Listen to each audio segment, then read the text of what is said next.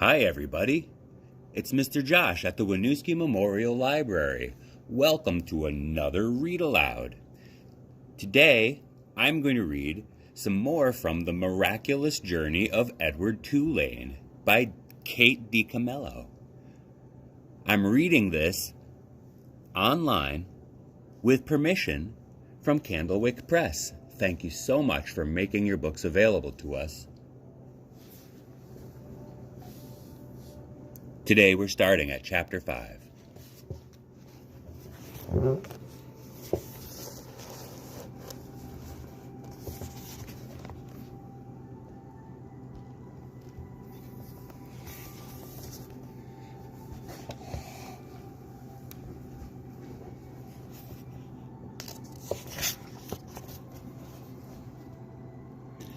The house on Egypt Street became frantic with activity as the Tulane family prepared for their voyage to England.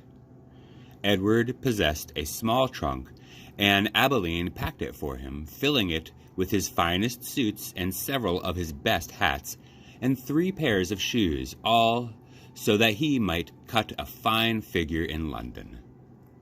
Before she placed each outfit in the trunk, she displayed it to him. "Do you like this shirt with this suit?" she asked him. "Or would you like to wear your black derby? You look very handsome in it. Shall we pack it?"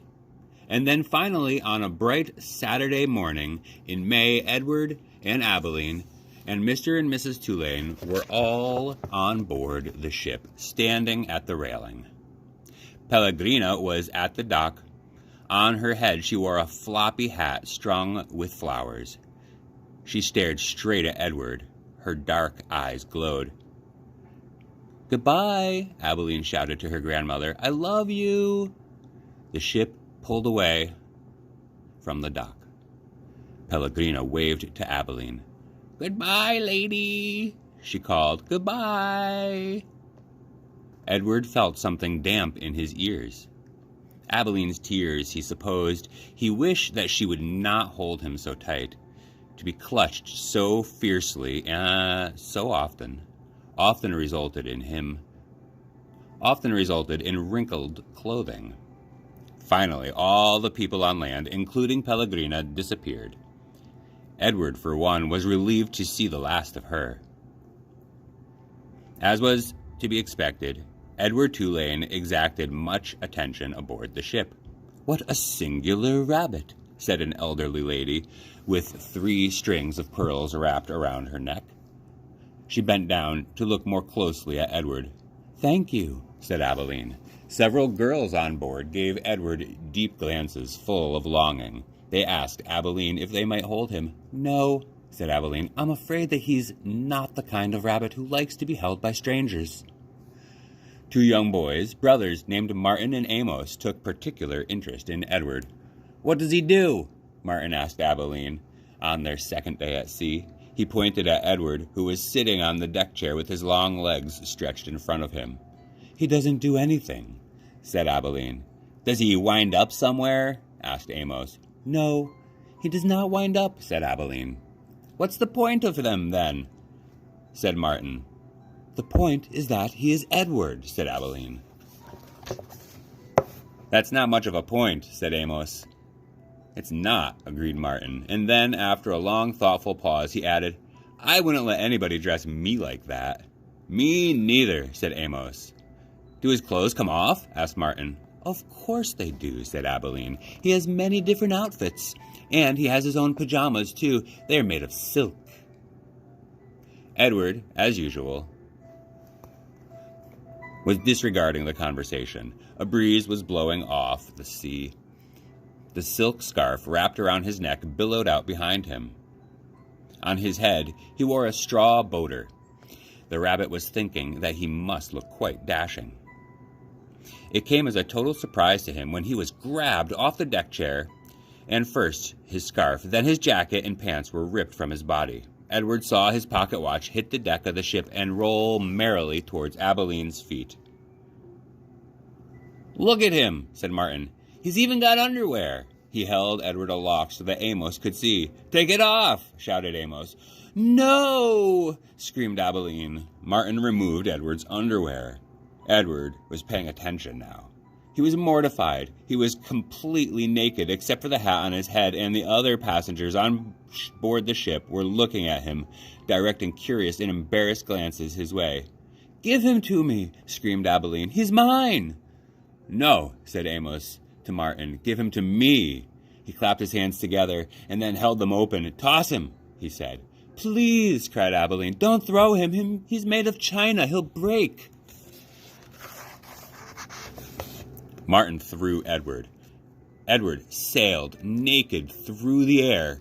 Only a moment ago, the rabbit had thought that being naked in front of a shipload of strangers was the worst thing that could happen to him. But he was wrong.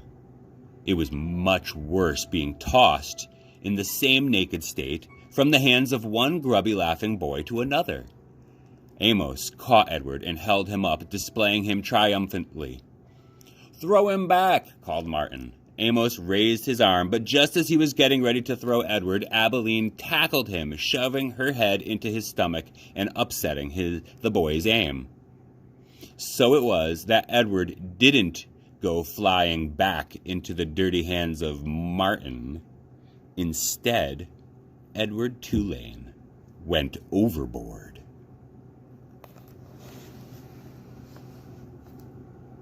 Chapter 6.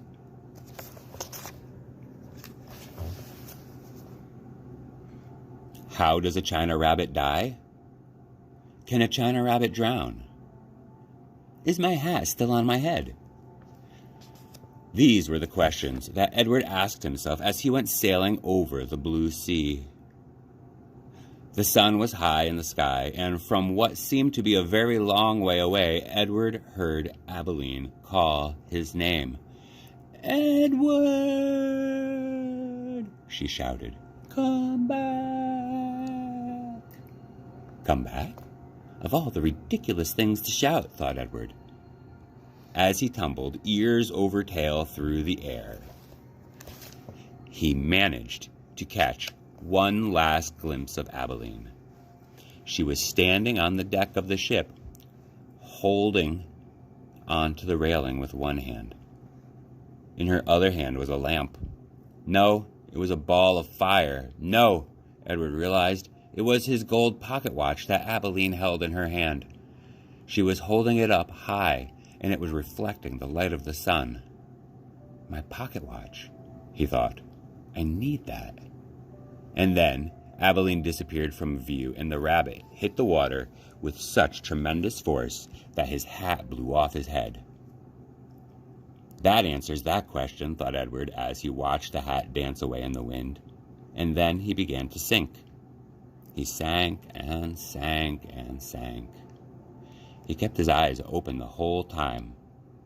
Not because he was brave, but because he had no choice. His painted-on eyes witnessed the blue water turning to green and then to blue again. He watched it as finally it became black as night. Edward went down, down. He said to himself, if I am going to drown, certainly I would have done so by now. Far above him, the ocean liner, with Abilene aboard it, sailed blithely on, and the China Rabbit landed, finally, on the ocean floor, face down.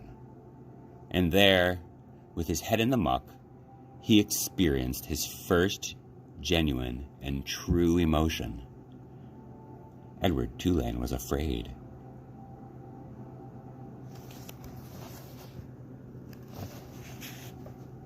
Chapter 7.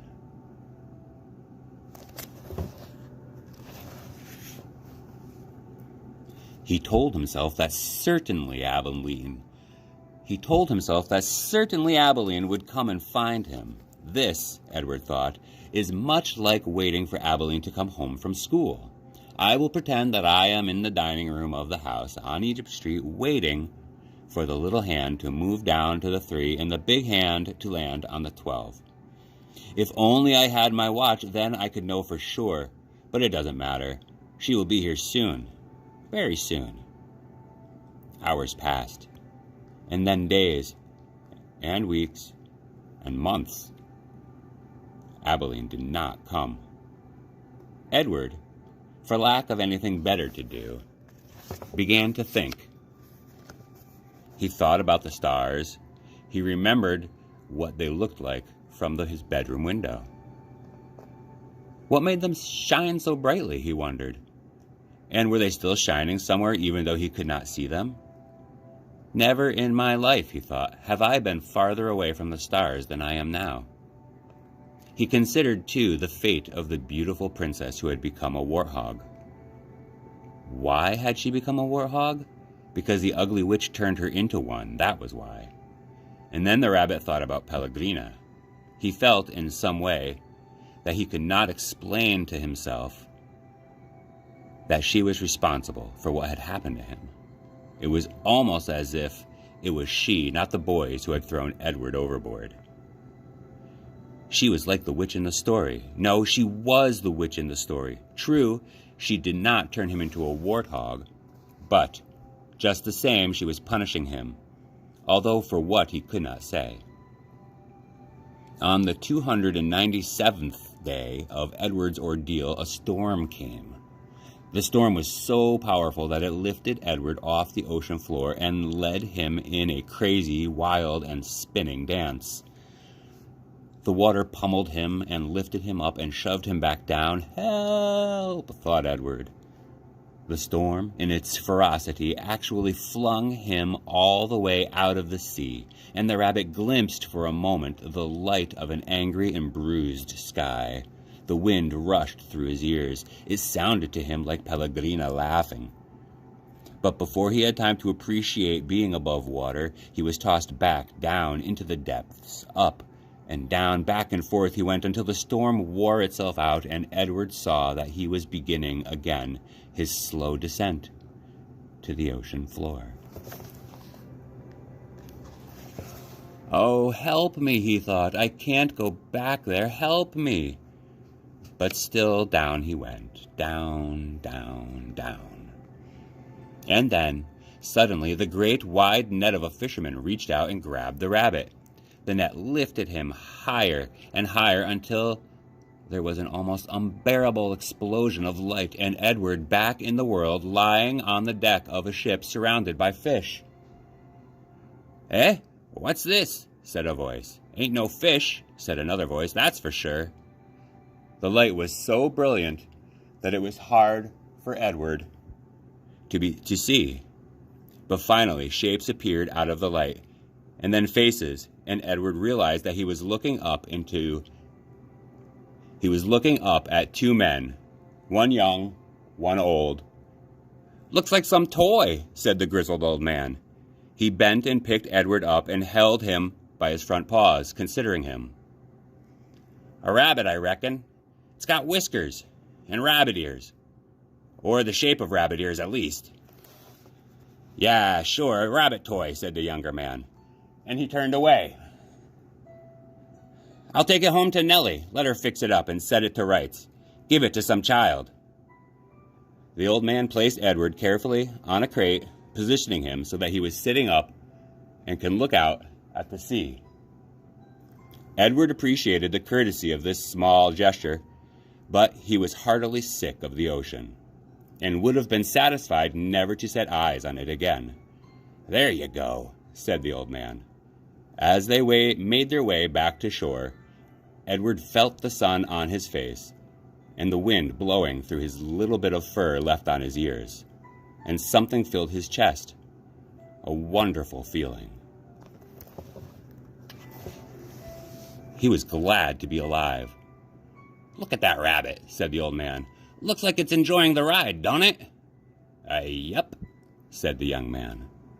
In fact, Edward Tulane was so happy to be back among the living that he did not even take umbrage to being referred to as it.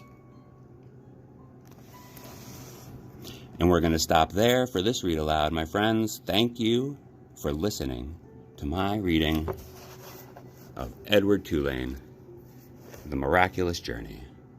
Come back next time for some more Edward, or maybe another story. Have a great day. Stay safe.